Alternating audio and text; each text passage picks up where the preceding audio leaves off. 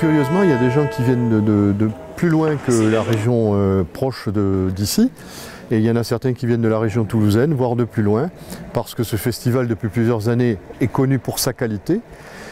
Avec les ensembles qui sont programmés, nous avons tout lieu de penser que nous avons une programmation de haut niveau.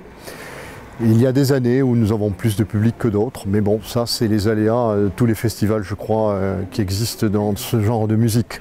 Parce que c'est tout de même une musique assez spécifique et particulière qui va donc de l'époque médiévale jusqu'au baroque, c'est-à-dire jusqu'à 1750, la mort de Bach, pas plus loin.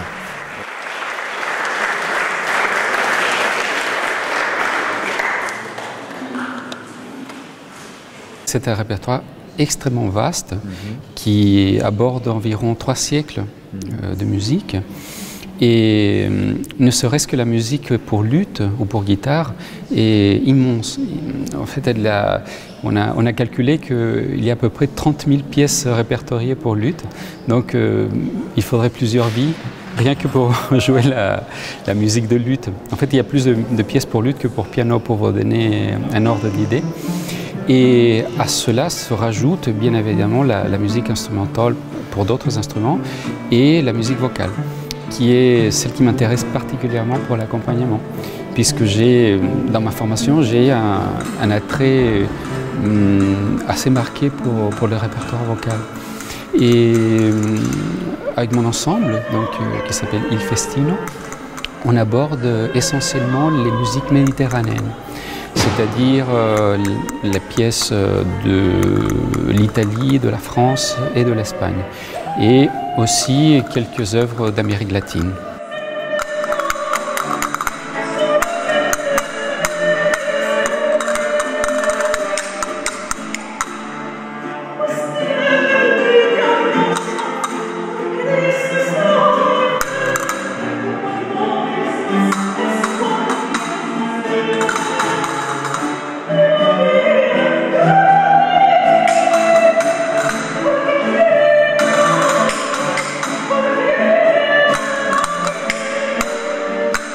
Alors j'ai connu le festival un petit peu par hasard, avec une rencontre avec Marie-Dominique Villa, qui est donc effectivement la directrice artistique de ce festival.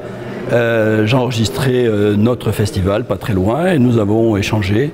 Et c'était l'occasion aussi de venir à Roquefixade depuis à peu près une dizaine d'années. Alors la chapelle de Roquefixade, effectivement, a une acoustique particulièrement bien adaptée aux œuvres qui sont données, aux programmes qui sont effectivement donnés ici.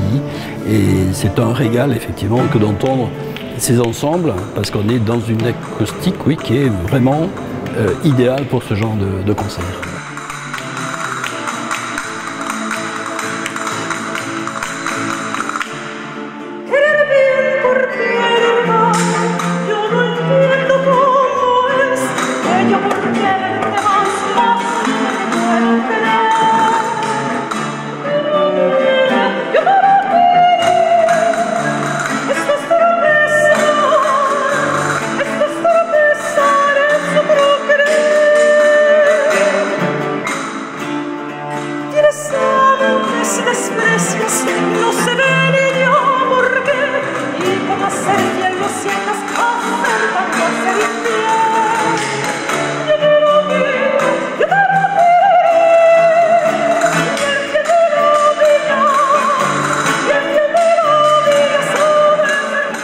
La programmation de ce soir, c'est une musique à la fois très festive, puisque ce sont des musiques espagnoles avec influence ibéro-américaine, puisqu'elles sont dues après la conquête de l'Amérique centrale, on va dire, et du nord de l'Amérique du Sud, c'est-à-dire essentiellement Mexique et Pérou, avec des musiciens locaux qui avaient une tradition locale d'une part, et d'autre part une influence africaine.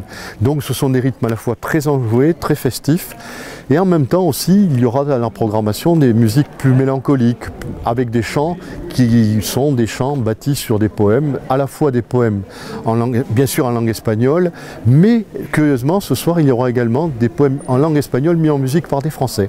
l'histoire du festival, puisque nous en sommes à la 19e édition, remonte à la volonté de l'ancien maire qui malheureusement est décédé, M. Maris, qui en 2000 avait décidé de créer, pour mettre en valeur le patrimoine de ce village, et notamment de son château qui nous domine au-dessus, il a voulu mettre en valeur ce patrimoine en créant un festival de musique ancienne.